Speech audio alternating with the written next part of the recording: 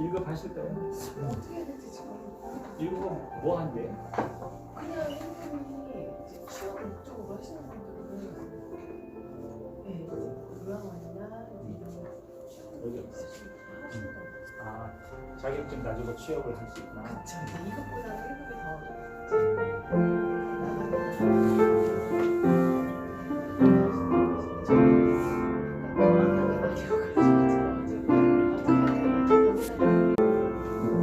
시간이 있습니다.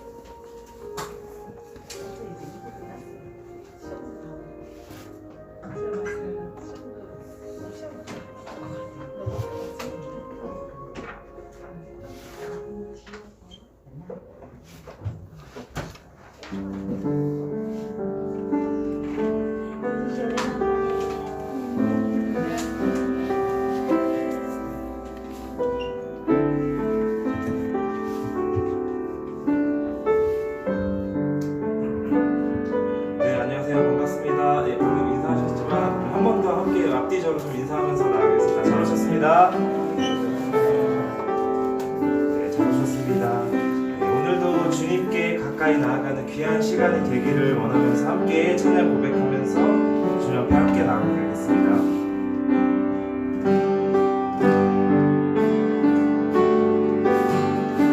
함께 고백하겠습니다. 주께 가까이, 주께 가까이 날 이끄소서. 간절히 주님만을 원합니다.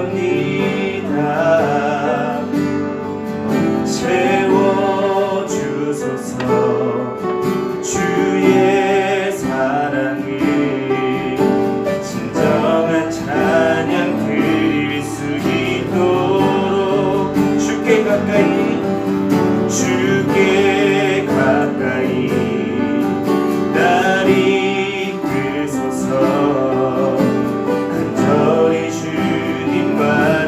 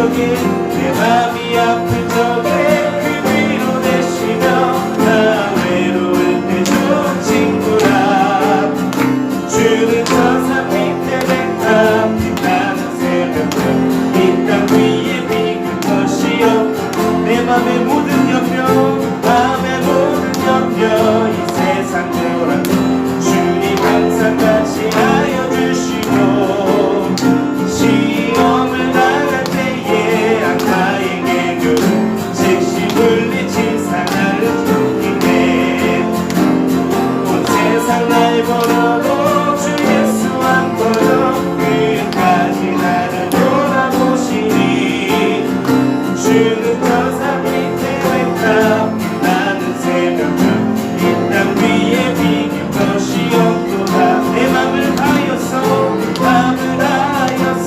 주님을 따르며 이리 나는 살아가리리 불불이 누려 참고 참고 무거웠네 주는 높은 산성 내 맘 되시라 내 영혼 먹이시는 그대 누리고 나의 짐이 주 뵙기 원하네 주는 천사 밑에 백합 빛나는 새벽 이 땅 위에 비길 것이요 주는 천사 밑에 백합 빛나는 새벽 이 땅 위에 비길 것이었도다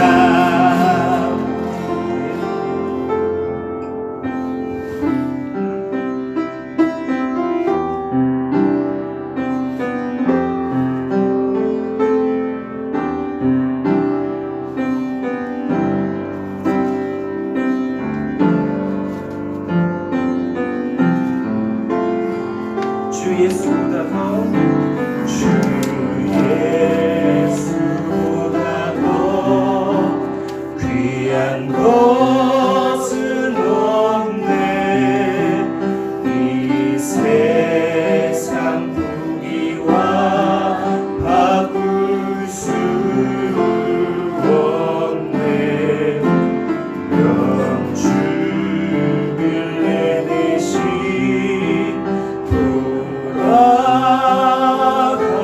돌아가신 그 놀라운 사랑 잊지 못해 세상 즐거움 다 버리고 세상 자랑 다 버렸네 주 예수보다 더 귀한 것은 없네 예수밖에는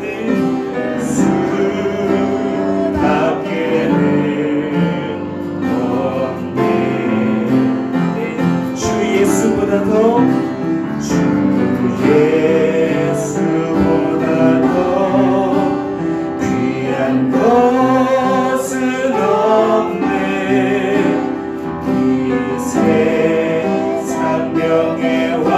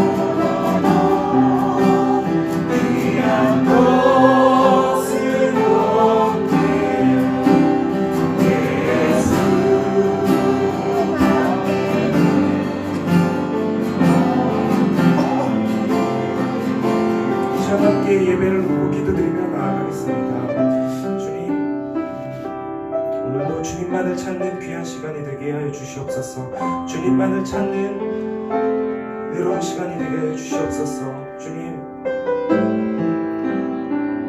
이 세상보다, 이 세상에 줄 수 있는 즐거움보다 주님께서 주시는 그 은혜와 사랑을 우리가 더 깊이 체험하는 이 예배 시간이 될 수 있도록 주님 오늘도 말씀으로 임하여 주시고 주님 은혜와 사랑으로 우리를 충만하게 덮어달라는 그 시간 간절히 기도드리면서 함께 기도드리며 나아가겠습니다. 함께 기도드리겠습니다.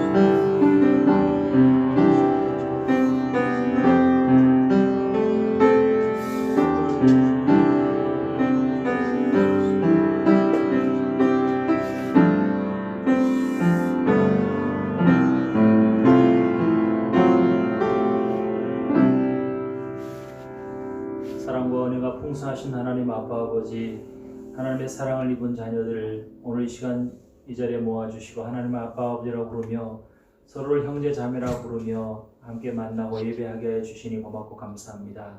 이 시간 함께 하여 주셔서 주님의 임재가 체험되는 놀라운 시간이 될 수 있도록 도와주시고 우리가 하나님을 오랫동안 떠나 있고 감각이 둔하여져서 하나님을 느끼지 못할지라도 믿음으로 주님은 우리와 함께 하시며 우리를 떠난 적이 없으시며 늘 우리와 함께 하셨다는 사실들을 늘 아버지 고백하며 오늘 믿음으로 드리는 예배가 될 수 있도록 주여 인도하여 주시옵소서. 우리 하나님 앞에 설 때마다 우리는 먼저 우리가 과연 하나님께 나아갈 자격이 있을까, 또 얼마나 준비가 부족한가 하는 사실들을 되돌아보게 됩니다. 주님, 우리에게 은혜를 베풀어 주셔서 그러나 예수 그리스도께서 우리를 위해서 십자가에 달려 죽으시고 우리의 모든 죄를 사하여 주셨다는 사실들을 믿음으로 받아들이며 담대하게 주님 앞에 나아가는 귀한 시간이 될 수 있도록 주여 인도하여 주시옵소서. 우리가 생각하건대 우리의 관계 속에서 잘못됐을 때 먼저 회개하고 먼저 용서를 구하고 시인하고 나아가야겠지만 우리가 하나님 앞에 설 때는 우리가 어둠 가운데 오랫동안 머물러 있어서 빛이 먼저 우리에게 비춰야만 우리의 어둠을 깨달을 수 있게 됩니다. 우리는 어둠 속에서 스스로 어둠을 깨달을 수가 없습니다. 오늘 하오니 주여 주님의 사랑의 은혜의 빛을 비춰 주시옵시고 함께하여 주셔서 우리 자신을 당신의 빛 안에서 돌아보게 하여 주시옵시고 그래서 드러나는 우리의 모습들을 회개하며 돌이킬 수 있도록 주여 인도하여 주시옵시고 또한 이와 더불어 마땅히 우리가 달려갈 길을 알고 있음에도 불구하고 하지 못하는 그 모든 어려움에서 뛰어넘어서 아버지 마침내 주님의 말씀을 순종하고 나아갈 수 있는 새 힘을 얻는 그런 귀한 시간이 될 수 있도록 주여 인도하시고 역사하여 주시옵소서. 오랫동안 이 나라 많은 사람들이 코로나로 고통받았으며 아직도 전 세계가 신음하고 있습니다. 이 일들 속에서 많은 사람들이 하나님의 뜻을 알아차릴 수 있도록 주여 인도하여 주시옵시고 하나님의 진노가 아니라 하나님의 깨우치심 속이라는 사실들을 알게 하여 주시옵시고 이것을 통해서 모든 사람들이 겸손해지는 계기가 될 수 있도록 도와주시옵시고 과학과 인간의 기술만을 신뢰하는 것이 아니라 하나님 앞에 우리의 나약함과 부족함들을 시인하는 아버지의 그런 기회가 될 수 있도록 주여 인도하시고 역사하여 주시옵소서.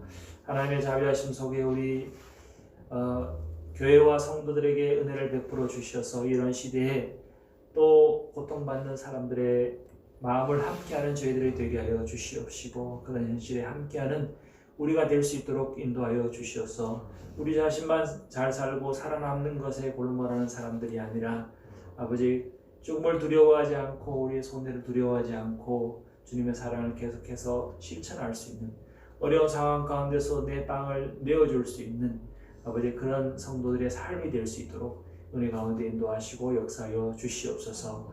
하나님의 자비하심 속에 함께해 주셔서 이 예배에 주님을 깊이 진정으로 만나는 시간이 되게 하여 주시옵시고 또한 더불어 그 하나님의 알아차림 속에서 우리 일상의 삶에서도 주님과 더불어 늘 동행하는 삶이 되게 하여 주셔서 빛의 자녀답게 살아가는 은혜가 있게 하여 주시옵소서. 그래서 우리의 내면과 우리의 삶이 온전히 밝아지며 주님의 따뜻한 사랑으로 봄에 넘치는 생명력으로 충만한 그런 삶을 살아갈 수 있도록 은혜 가운데 인도하여 주시옵소서. 하나님의 긍휼과 선하심이 여전하심을 감사드리며 우리를 사랑하신 주 예수님 이름으로 기도하옵나이다. 아멘.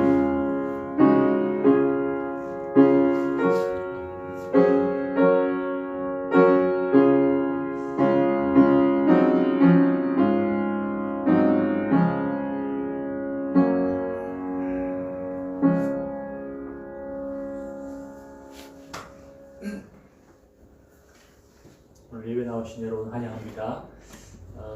우리 박성민 도사님, 신성 도사님 환영합니다. 특별히. 네. 우리가 코로나가 아니면 더 열렬히 환영할 텐데. 네.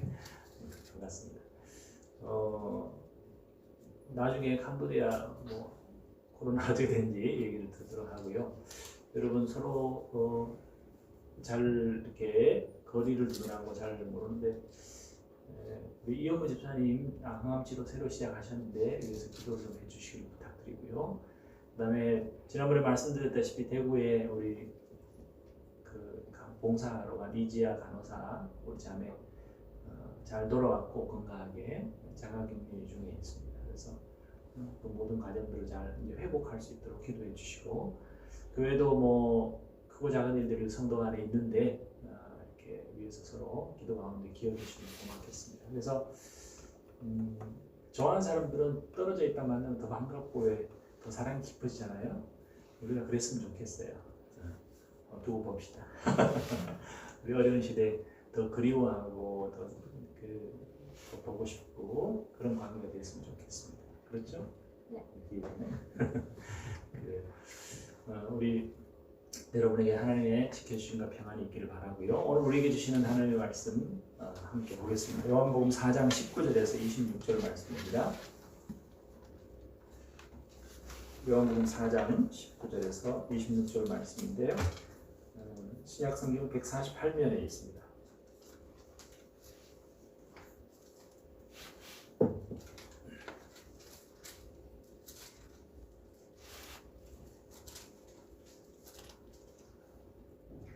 함께 받들어 읽겠습니다. 여자가 이르되 주여 내가 보니 선지자로소이다. 우리 조상들은 이 산에서 예배하였는데 당신들은 말은 예배할 곳이 예루살렘에 있다 하더이다. 예수께서 이르시되 여자야 내 말을 믿으라. 이 산에서도 말고 예루살렘에서도 말고 너희가 아버지께 예배할 때가 이르리라. 너희는 알지 못하는 것을 예배하고 우리는 아는 것을 예배하노니 이는 구원이 유대인에게서 남이라. 아버지께 참되게 예배하는 자들은 영과 진리로 예배할 때가 오나니 곧 이때라. 아버지께서는 자기에게 이렇게 예배하는 자들을 찾으시니라. 하나님은 영이시니 예배하는 자가 영과 진리로 예배할지니라. 여자가 이르되 메시아 곧 그리스도라 하는 이가 오실 줄을 내가 아노니 그가 오시면 모든 것을 우리에게 알려주시리이다. 예수께서 이르시되 내게 말하는 내가 그라 하시니라.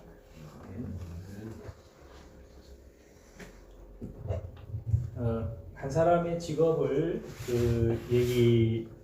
보는 사람에 따라서 이해가 다른다는 그런 유머가 많이 있는데 인터넷에 그중에 교회 찬양 인도자에 대해서도 있더라고요. 그래서 우리 찾아봤는데 우리 박영수 선생님 생각 한번 보면 됩니다. 보시면 엄마가 생각할 때는 어릴 때부터 재능이 많은 아이 그 다음에 이제 친구들이 생각할 때는 침대에서 빈둥거리며 기타나 튕기는 사람, 그 다음에 이제 일반 사람들이 생각하는 교회에서 막 이렇게 악기팀 모아놓고 가르치면서 좋은 일 하는 착한 사람, 그 다음에 실제로는 내일 찬양 뭐하지 하고 고민을 실제로 찬양 내고 선곡하는데 되게 힘들대요. 그냥 줄줄 나오는 것 같지만 그렇지 않대요. 제 딸이 뭐 글 써보더니 아빠 설교 힘들겠다 그러더라고요. 네, 그냥 나온 줄 알았더니 또 한 가지 더 보시면 엄마가 생각하기에는 찬양의 도자 엄마가 생각하는 교회에서 멋진 악기 연주하는 그런 대단한 사람이고 그 다음에 일반 사회 사람들이 생각할 때는 어제가 아니라 심슨이라는 만화에 나오는 이웃집에 착하고 믿음 좋은 아저씨예요. 되게 그 아저씨 같은 사람. 그 다음에 교회에서 성도들이 생각하기에는 막 곡까지 만들면서 작곡하는 그런 대단한 재능을 가진 사람이라고 생각하고 나는 석양해지는 그 자연에 가서 마음껏 찬양하는 그런 사람이 되고 싶은데 실제로는 찬양팀원 중에 한 명이 내일 못 온다고 이렇게 전화 와서 막 멘붕에 빠진 그런 사람 말할 수 없는 그런 이제 그 고민이 있는 그런 사람이라고 합니다. 목사도 있어서 하나 봤어요. 목사는 이제 보통 사회에서는 설교하는 사람 그리고 부모님 생각할 때는 결혼식 주례하는 멋진 일만 하는 사람 그 다음에 친구들이 생각할 때는 골프나 치며 노는 사람 왜 웃으시죠? 그다음에 교인들이 생각할 때는 책 많이 보고 연구 많이 하는 분 그 다음에 내가 생각할 때는 어려운 사람들 도와주면서 살아야 되는데 실제로는 교회 청소하고 있는 사람 교회 수리도 많이 하고 청소도 많이 했어요 요즘. 그래서 라벨 같지 않아서 우리 카피했습니다. 찬양 인도자와 그 목사 같은 사람은 옛날에 보면 예배를 섬기는 사람이죠. 예배를 섬기는 사람인데 구약 시대 제사장과 레위인과 같은 그런 사람이라고 할 수 있습니다. 오늘날에는 그래도 예배가 이렇게 말과 주로 뭐 이렇게 찬양의 재능을 가지고 하는데 옛날에는 그런 것 같지 않았어요. 그래서 여러 가지 다른 기능이 필요했는데 아무튼 옛날과 지금의 예배는 차이가 있는 것 같아요. 예수님 시대의 예배는 어떠했을까요? 보통 우리가 구약의 예배 하면 그 성전 예배 이런 것들을 생각하잖아요. 오늘 20절에 보면 예수님께 사마리아 여인이 와서 예배 얘기를 이제 꺼냅니다. 얘기 중에 우리 조상들이 이 산에서 예배하였는데 당신들의 말은 예배할 곳이 예루살렘이 있다 하더이다 했는데 사마리아 사람들은 그리심산에서 예배해야 된다. 거기다 예루살렘 성전하고 비슷하게 만들어 놓고 거기서 제사를 드렸어요. 짐승을 잡아들이는 제사를 드렸고 유대인들은 예루살렘 성전에서 예배를 드리고 그런 상황 속에 있었던 거죠. 그래서 옛날 예배 종류로 치면 5가지지만 형식으로 치면 4가지 정도 되는데 불에 태운다거나 들어서 올린다거나 흔든다거나 또는 이렇게 부어드리는 액체로 된 것들을 이제 부어드리는 전제로 드리는 이제 그런 것들을 했지요. 예배가 옛날에는. 그리고 제사장이 굉장히 멋진 옷을 입었어요. 그리고는 이 멋진 옷을 입고 다 이제 부분마다 다 의미가 있는데요. 그런 이 옷을 입고 양을 잡는다든지 뭐 소를 잡는다든지 이제 그런 일들을 옛날에는 했어요. 그러다가 신명기와 레위기 이제 그 내용이 나타났죠. 그러다가 이스라엘이 나라가 2개로 분리가 되었어요. 남과 북이. 그래서 분리됐다가 솔로몬 이후에 분리됐다가 예수님 오시기 전 700년, 그 다음에 500년 각각 망했어요. 그리고 바빌론에 끌려가서 포로로 끌려갔는데 우리나라는 그 식민지가 일본 사람들이 와서 다스렸지만 이 사람들은 끌려갔으니까 성전 제사를 드릴 수가 없었잖아요. 그래서 그때부터 뭐가 생겼냐면 회당 예배가 생겼어요. 회당은 지금의 회당의 모습에 하나의 모습을 보여주는데 교회하고 좀 비슷해요. 그 회당에서 뭘 했냐면 간단한 예배를 드리는데 아무튼 기도하고 쉐마 이스라엘 암송하고 18개 축복문 암송하고 그 다음에 모세오경 율법서 예언서 각각 부분을 읽고 3년 동안 읽으면 다 읽을 수 있는 그 스케줄로 읽었어요. 그리고 이제 그 다음에 이제 회당장이 정해주는 사람이 나와서 설교하고 그 다음에 이제 찬양하고 축복하고 오늘날 우리 드리는 예배하고 그게 이제 비슷하죠, 그죠? 그렇게 해서 이제 예배를 드리는데 이스라엘 백성들이 바벨론에서 포로로 끌려갔다가 다시 돌아와서도 이 성전 회당 예배가 계속 됐어요. 그러니까 예루살렘에는 있는 사람들은 예루살렘에 갈 수 있잖아요. 그렇지만 이쪽에 있는 사람은 못 가는 거예요. 멀리 있는 사람들은. 그래서 회당을 지역마다 회당이 있어서 회당 예배를 드렸습니다. 그래서 예배가 사실은 이때 두 가지가 있었던 거죠. 성전 제사가 있고 그 다음에 회당 예배가 있고 그런데 사마리아인이 얘기하는 그 예배는 뭘까요? 뭘 말하는 걸까요? 그리심산하고 예루살렘 얘기하는 거니까 제사를 드리는 걸 말하는 거예요. 이 예배는 회당 예배가 아니죠. 그래서 그 예배를 이제 지금 얘기를 하고 있는데 그 예배도 사실은 이제 지금 그 사마리아 성전 유적이 있고 그다음 그 뒤에 이제 교회를 세웠다가 그게 허물어지고 그래서 터만 계속 남았어요. 이렇게 지금은. 그리고 지금도 그 사마리아인들이 최근까지 이제 이렇게 6월절 같은 때 이렇게 짐승을 잡아서 제사를 드리는 것들을 했어요.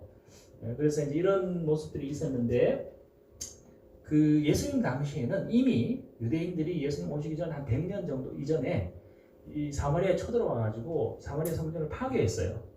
이것들이 너무 이렇게 그 혼합된 나쁜 종교를 만들었다, 사이비 만들었다 그래가지고 그냥 사이비 제단을 갖다가 이렇게 허문 거예요. 그래서 사마리아에서도 사실은 제대로 이렇게 제사를 못 드리고 있는 상황이었어요. 그렇지만 상처는 남았을까 안 남았을까요?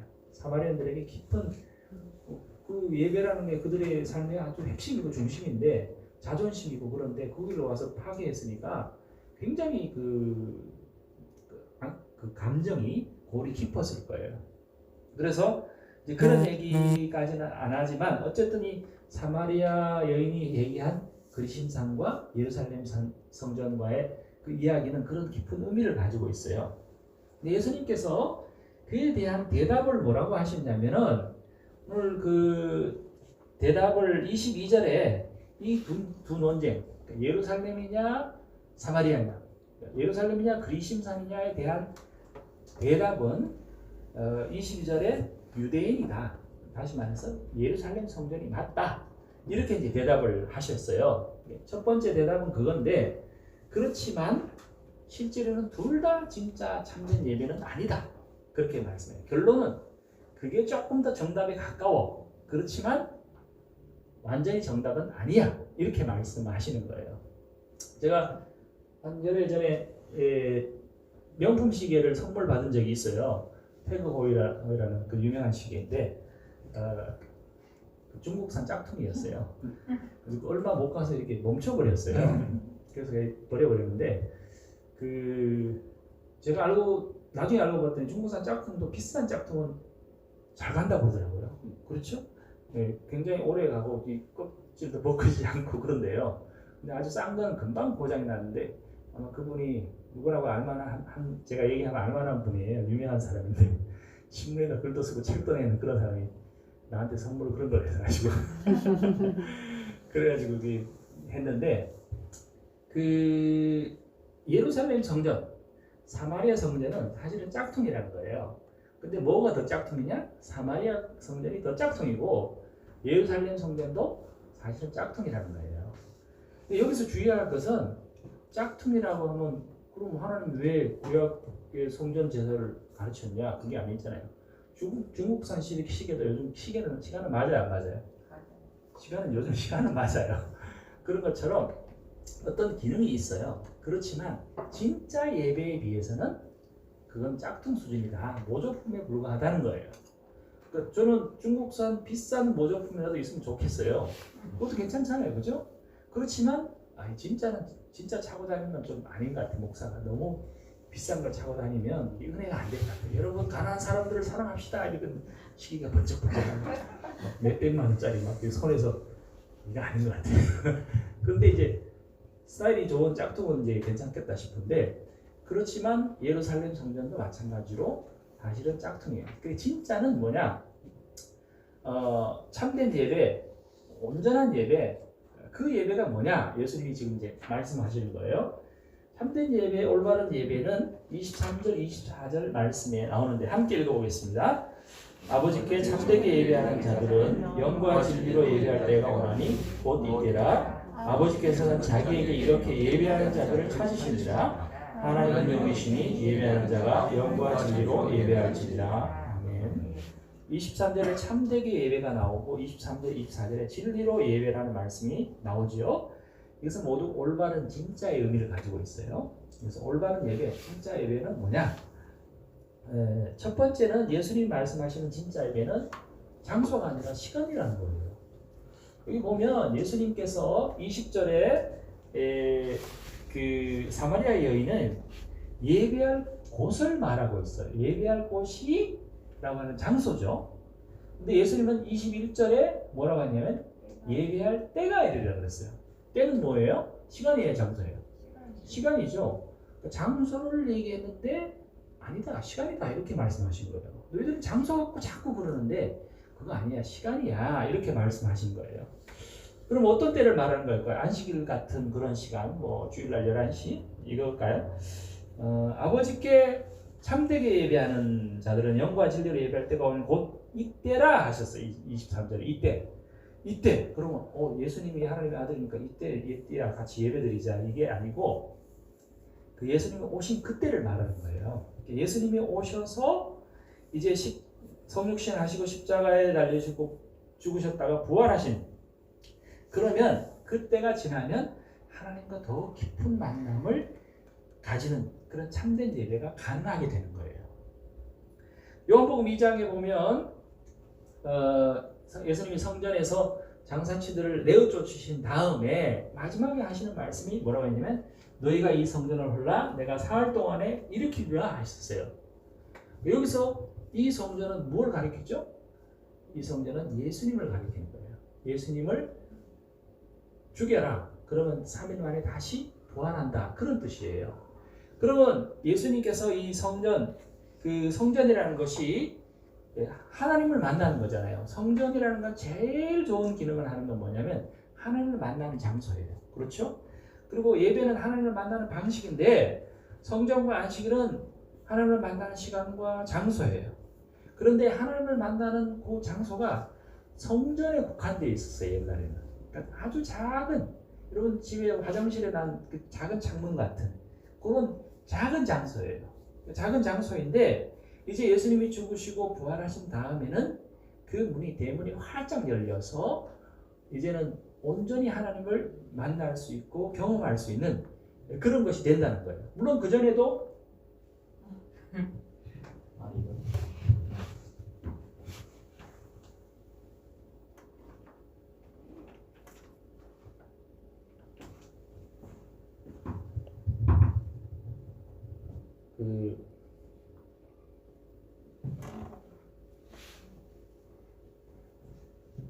자기 마음대로 업데이트를 안 해.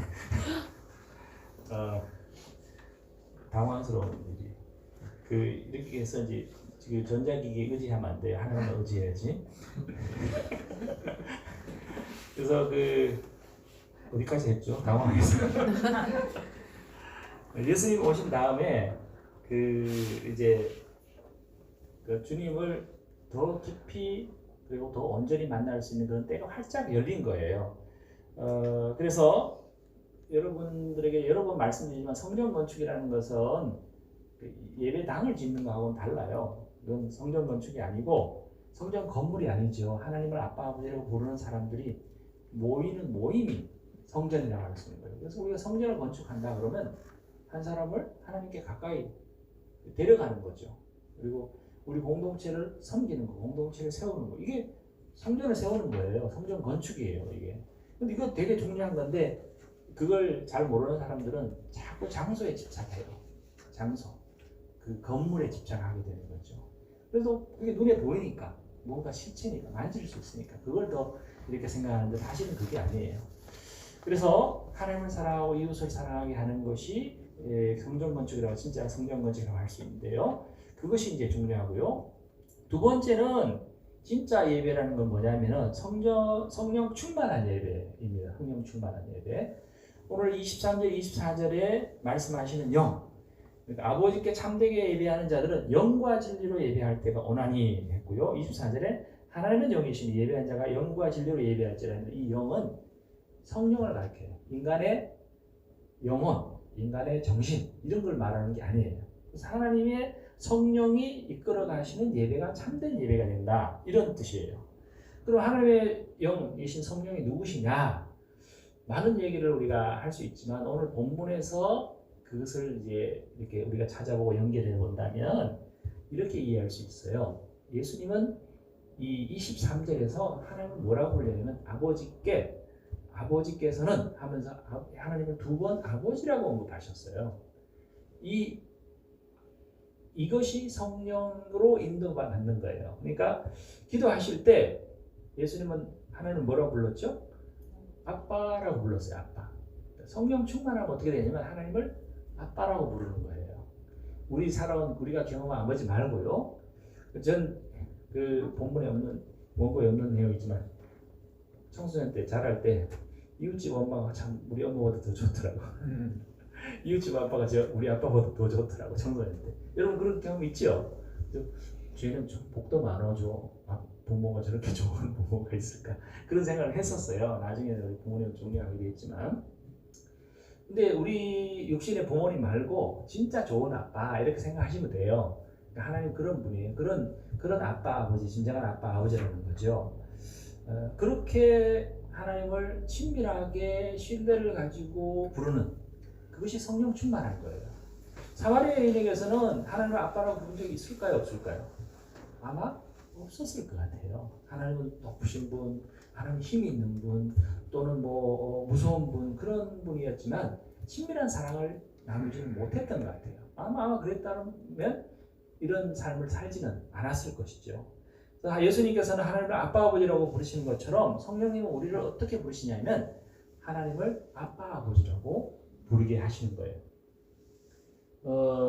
로마서 8장 15절 그 다음에 갈라디아서 4장 6절에 보면 이런 말씀이 있습니다. 로마서 8장 15절 세 번역으로 제가 읽을게요. 여러분은 또다시 두려움에 빠뜨리는 종살이의 영을 받은 것이 아니라 자녀로 삼으시는 영을 받았습니다. 그래서 우리는 그 영으로 하나님을 아빠 아버지라고 부릅니다. 했어요. 예수님만 하나님을 아빠 아버지라고 부르는 것이 아니라 하나님의 성령은 우리를 어떻게 하냐? 하나님을 아빠 아버지라고 부르는 거예요. 성령 충만하다는 것은 하나님을 아빠 아버지라고 부르는 거예요. 그렇게 된다는 거예요. 성령이 우리를 이끌어 가신다는 거예요. 갈라디아서 4장 6절에도 역시 그런데 여러분은 자녀이므로 하나님께서 그 아들의 영을 우리의 마음에 보내주셔서 우리가 하나님을 아빠 아버지라고 부를 수 있게 하셨습니다. 하나님의 아들이기 때문에 하나님의 성령이 우리 가운데 마음에 오셔서 하나님을 아빠 아버지라고 부르게 한다는 거예요. 성령님이 하시는 역할이에요. 그래서 성령님이 우리를 하여금 깨달음도 주시고 그 다음에 마음의 감동도 주시고 강한 의지도 주시지만 가장 중요한 것은 전체적으로 하나님을 더 깊이 사랑하게 하시는 거예요. 성령 충만이라는 것은 하나님을 향한 사랑이 깊어지고 이웃 사랑이 더 깊어지는 것이라고 할 수 있어요. 이것이 진짜 하나님의 영의 이끌림을 받은 예배라고 할 수 있어요. 그래서 우리가 예배는 어떻게 해야 될까요? 여러분 설교를 들으면서 새로운 걸 깨달았어. 목사님 나 모르는 거 얘기하네. 은혜 받았어. 이렇게 얘기할 수 있죠. 목사님 오늘 되게 감동적인 얘기를 했네. 그것도 은혜라고 할 수 있지요. 그리고 설교를 통해서 오늘 내가 꼭 해야 되는 건데 못했는데 이제 해야지, 순종해야지. 이런 것도 다 좋은 성령의 인도하심인데요.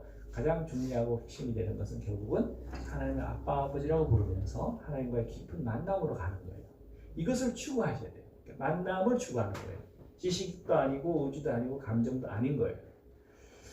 오늘 말씀을 정리하면 예수님은 목이 말라서 우물가에서 사마리아 여인에게 물을 달라고 하셨는데 그러나 알고 봤더니 이 만남 속에서 정작 더 목마른 것은 누구였죠? 사마리아 여인이었어요. 예수님은 그냥 육체적인 목만 마르신 분이었고 사마리아 여인은 목마른 게 많았어요. 그 목마름을 그렇게 채워보려고 여기저기 기웃거렸지만 어디서든 다 채울 수가 없었어요. 사랑에 목마르고 인정에 목마르고 소속감에 목마르고 예배를 얘기하면서 영적인 것에도 목마르고 그렇지만 그 어떤 곳에서도 채워질 수가 없었습니다. 그렇지만 이제 예수님을 만났을 때 우리 다음에 보겠지만 물동이를 버려두고 갔어요. 그건 굉장히 상징적인 의미가 있습니다. 이제 내가 추구하던 내가 목마르게 갈망하던 그것을 이제 내려놓는다는 뜻이에요. 그리고 주님과의 진정한 만남이 됐기 때문에 다른 것은 이제 큰 문제가 되는 게 아니에요. 물론 이 사람도 우물에 다시 물길로 왔을까 안 왔을까요? 물 마셔야 되고 결혼해야 되고 그 동네에서 인정받아야 되고 살아야 돼요. 살아내야 되지만 그러나 다른 그런 것들이 그런 욕망들이 채워지는 것이 삶의 목표가 아니었어요. 더 이상 거기에 기웃거리지 않고 거기서 너무 기대하지 않았다는 거예요. 예수님을 만났으니까 여러분 생각해 보세요. 예수님이 여러분의 삶에 정말 힘든데 그 먼 길을 가서 여러분 단 하나를 위해서 찾아오셨다면 여러분 삶이 얼마나 큰 영향을 미칠까요? 이 사마리아 여인은 그런 영광된 만남을 가릴 거예요. 나중에 별것도 아닌데 아무것도 아닌 사람인데 근데 예수님이 찾아오신 거죠. 찾아오셔서 그를 만나 주셨으니까 이 사람은 나 예수님 만난 사람이야. 예수님 나 찾아오셨어. 끝난 거 아닙니까? 그렇게 해서 그 사람은 채워졌고 그 사람이 뭐 결혼 생활을 어떻게 했든 뭐 물을 어떻게 길렀든 그건 계속 됐겠죠. 그러나 그것은 더 이상 이제 옛날 같이 그 삶에 아주 꼭 채워야 되는 그런 욕망이 아니었을 것이에요. 여러분 중에 이런 글을 읽어보신 분들이 많이 있을 것 같은데 이탈리아 이번에 코로나 바이러스로 그 의사가 한 사람이 이제 예수를 믿게 된다는 얘기 읽어보신 분이 있을 거예요. 이 사람이 이제 병원에서 의사 생활을 하는데 사람들이 오는데 의사로서 뭐 속수무책인 거예요. 누가 먼저 죽을지 정하는 그런 일을 했대요. 그야말로 뭐 이 사람 먼저 죽을까, 이 사람 다음에 죽을까 이거 정하는 거에 대해서 불과했던 그 속에서 무기력감을 느꼈는데 한 75세 되는 목사님이 들어왔는데 목사님 성경책 가지고 와서 이제 폐렴 증세도 나타나고 이미 이제 몸이 안 좋아졌는데 와서 보니까 죽어가는 사람들을 위해서 가서 손을 잡아주고 위로해주고 또 말씀을 읽어주고 그러더래요. 근데 그런 모습 속에서 굉장히 이 사람이 그 강한 인상을 받았대요. 그래서 결국 그 다음에 그 사람이 그 75세 목사님이 돌아가셨어요. 돌아가셨는데 이 사람은 무신론자였고 의학과 과학을 믿는 상식을 믿는 사람이었는데 그 목사님을 보고 이제 어떻게 됐냐 예수를 믿게 됐대요. 하나님을 믿고 고백하게 됐다는 그런 간증이 여러 이제 기독교 언론의 매체에 실렸습니다. 근데 여러분 이 75세 되는 목사님이 성경 읽고 마지막에 그런 모습을 보여서 살았다. 그래서 그 기적을 보고 그 의사가 감동을 받아서 하나님이 살아계시구나 하는 것을 믿은 게 아니에요. 그 사람 그 목사님도 죽었어요. 그렇지만 그 죽음의 모습 죽어가면서도 보여준 그 모습 때문에 이 의사가 감동을 받고 예수를 믿은 거예요. 차이가 있죠, 그죠? 다른 거예요. 그런데 이 목사님에게는 하나님과의 관계가 가장 깊었기 때문에 죽음은 이 밑에 있었던 거예요. 죽음은 큰 문제가 안 됐던 거예요. 그래서 하나님과의 관계가 온전히 되어 있으면 그것이 뭐가 없든 간에 그것이 소유가 없든 간에 관계가 부족하든 간에 또는 심지어 삶이 이제 끝날 그런 상황이 되어서도 의연할 수 있는 것이 되는 것이죠. 왜냐하면 하나님과의 관계가 채워졌기 때문에. 그래서 우리가 이 사실을 알 수 있는 것은 하나님과의 관계가 온전해지면 우리가 예배를 통해서 주님을 진정으로 경험하게 되고 만나게 되면 우리는 다른 것에 두려워하지 않게 되고요. 다른 것에 기웃거리지 않게 됩니다. 더 이상 그것이 우리의 삶의 주인이 될 수가 없게 되는 것입니다. 그래서 주님과의 진정한 만남을 추구하는 것이 예배를 통해서 진정으로 주님을 만나고자 하는 것들이 굉장히 중요해요. 그래서 예배는 공연도 아니고 강연도 아니고 만남을 시도하시는 그런 시간이 됐으면 좋겠어요. 우리가 이제 설교 끝나고 항상 우리가 찬양을 부르고 기도하게 되는데 그 시간은 여러분의 고백으로 드리는 거예요. 찬양을 통해서 기도로 주님을 부르짖어도 좋고요. 찬양보다는 바로 기도로 들어가시는 분은 기도로 들어가시면 돼요. 그러나 이것이 어떤 주님과의 만남의 시도가 되었으면 좋겠어요. 잘 모르시는 분은 아직 믿음이 연약한 분은 말을 걸어보세요. 하나님 살아계시면 나도 좀 느끼게 해주시고 알게 해주시고 이렇게 말을 자꾸 질문을 해보시고 그리고 그 질문을 가지고 사시는 거예요. 그리고 이미 경험하신 분들은 이전에 주님께서 내게 주셨던 그 은혜의 기억들을 다시 떠올리시고 그 은혜를 기억하면서 그것을 실마리를 통해서 주님과의 관계를 회복하시고 또 주님과 늘 동행하는 삶을 살았다면 이전에 알지 못했던 저 더 깊은 주님과의 사랑으로 나아가게 해달라고 경험하면서 이 예배를 마무리하는 거예요. 그래서 저와 여러분들이 예수님께서 가르치셨던 참된 예배, 영과 진리로 드리는 예배를 드림으로 말미암아 주님이 우리 안에도 계시고 우리의 삶에도 계시고 그리고 예배뿐만 아니라 우리 일상의 삶에서도 함께 하시는 하나님을 누리면서 살아가는 이런 저와 여러분들이 되시길 주님 이름으로 축원합니다. 우리 함께 찬양 인재라는 찬양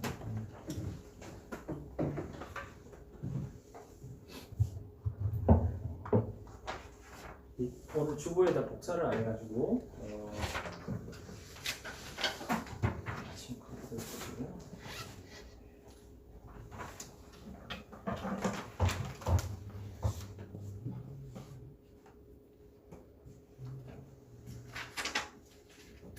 다른 걸로 가겠습니다. 찬송가 305장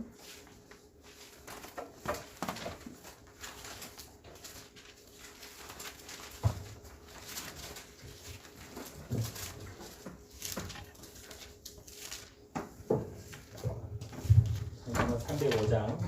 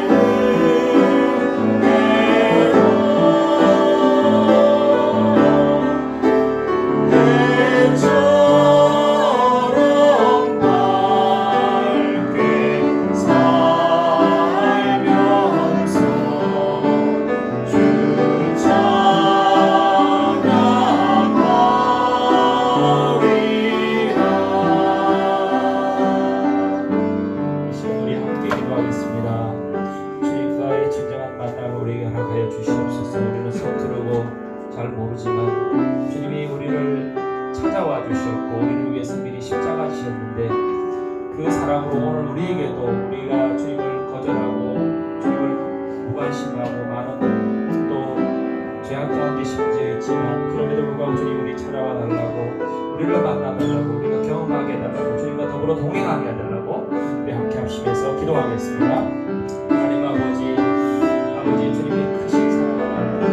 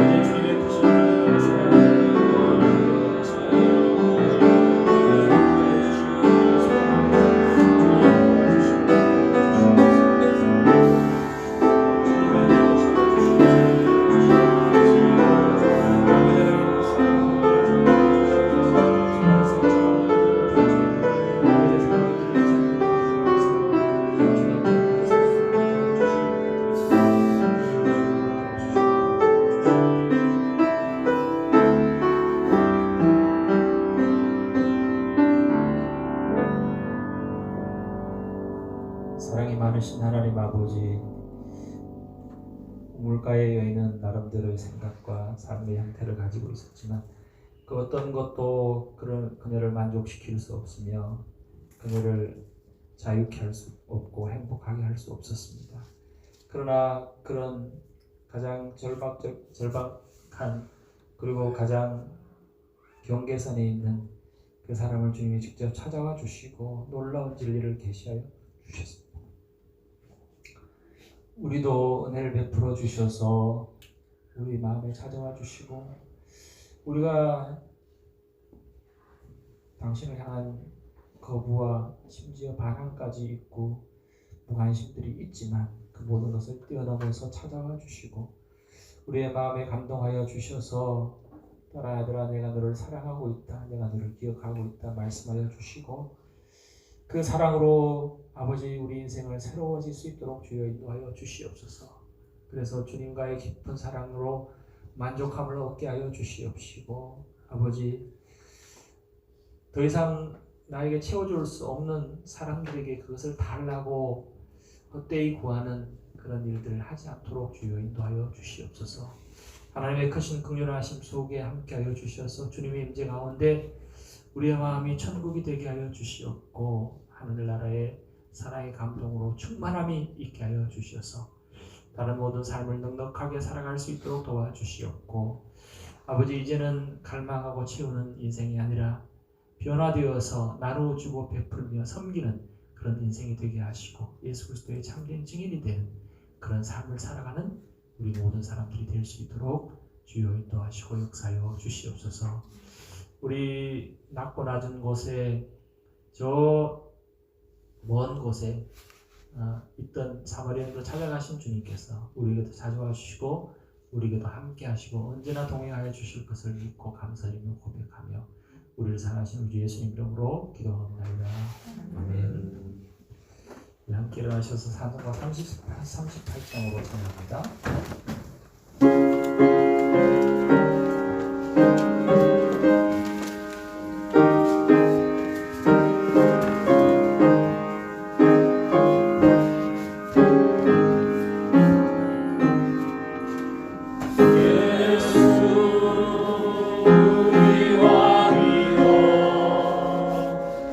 이곳에 오셔서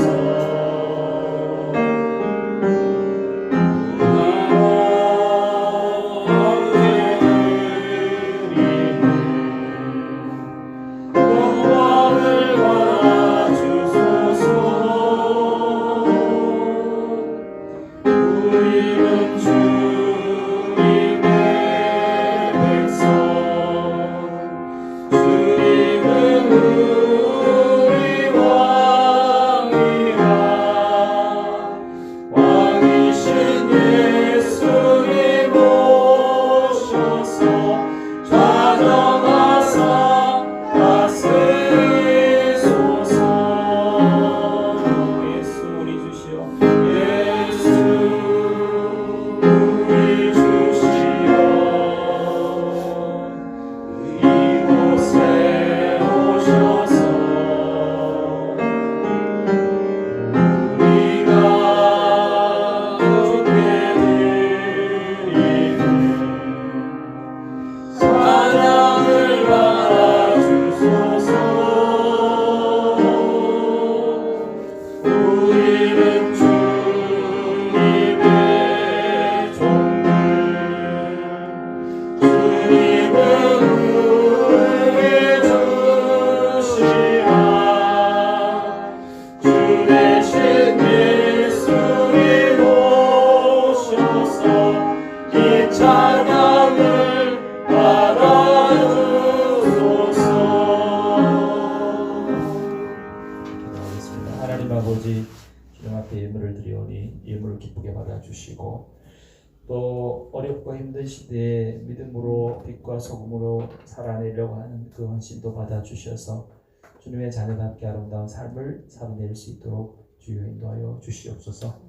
이제는 우리 외친이 사람이 되셨고 십자가 지시고 부활하심으로 말미암아 구원의 길을 활짝 여신 우리 주 예수 그리스도의 은혜와 하나님 아빠 아버지의 탕자 아버지의 사랑하심과 성령 하나님의 늘 우리와 동행하여 주셔서 우리 안에도 계시고 우리의 모든 관계 속에 우리의 환경 속에 계셔서 우리로 하여금 빛의 자녀로 살아가게 하여 주시옵시고 다시 목마르지 않게 하시는 은혜가 그리고 다른 사람도 충만함으로 이끌게 하시는 은혜가 우리 모든 성도들과 이 교회와 고통받는 나라와 열방 위에 이제로부터 영원토록 함께 하시기를 간절히 축원하옵나이다.